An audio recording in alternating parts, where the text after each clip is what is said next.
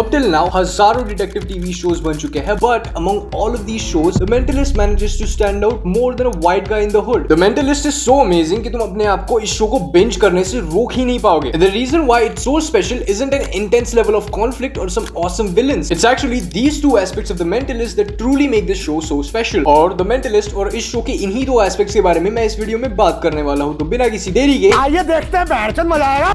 Now that I've clearly established that The Mentalist is brilliant, let me explain what makes it brilliant. और The Mentalist को इतना brilliant बनाता है इस show का.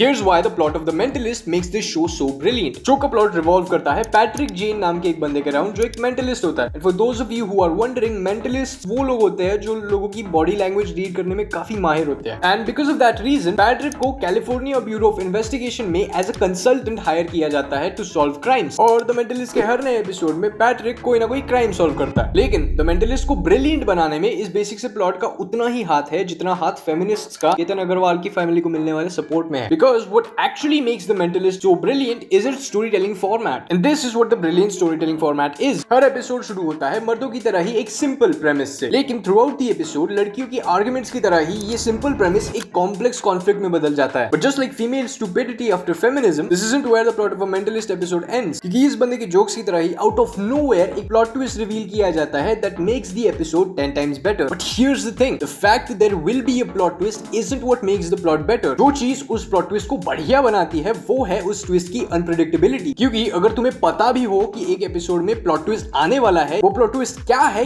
ये तुम रेयरली कभी फिगर आउट कर पाओगे. और जब भी तुम वो प्लॉट ट्विस्ट देखोगे तुम्हारे मुंह से यही शब्द निकलेंगे. That's precisely why the plot of The Mentalist makes the show so brilliant. लेकिन इस शो का ये एस्पेक्ट The Mentalist को उतना अच्छा नहीं बनाता कि तुम इस शो को बिना देखे रह ही ना पाओ. और इस शो की स्पॉटलाइट जिसके बिना ये शो कभी इतना बढ़िया बनता ही नहीं, वो है इस शो का Listen, if The Mentalist was a circus, Patrick Jane would be the dancing tiger of that circus. क्योंकि काफी हद तक पैट्रिक ही इस शो का मेन अट्रैक्शन है and you'd be very interested to know why. Firstly, ये बंदा किसी की भी बॉडी लैंग्वेज इजीली रीड कर लेता है. क्राइम सीन पे पहुंचते ही पैट्रिक पूरा क्राइम डिसाइफर कर लेता है और इम्पॉसिबल से इम्पॉसिबल क्राइम सॉल्व करता है. I mean, Patrick wasn't even lying when he said that. My brain is a computer. क्योंकि हर बार जब भी पैट्रिक किसी सीन में होता है, यू जस्ट नो कि कोई बुद्धि प्रदर्शन होने वाला है. इसको देखकर तुम्हारा सिर वाला दिमाग तुम्हारे पैर वाले दिमाग की तरह ही हिल जाएगा और जिसे देखकर तुम सिर्फ यही बोल पाओगे कि माइंड ब्लो जॉब. तो anyway, that's it for the video. Vicky07 अगला वीडियो The Raid Redemption पे ही होने वाला है. I'm sorry to keep you waiting for so long and I'm very glad to say that you will finally get what you have been waiting for. Anyways, video पसंद आया तो like share और subscribe कर देना. मैं मिलूंगा तुमसे right या लेफ्ट वाली वीडियो में, तो तब तक के लिए गुड बाय माय निगर, बैक टू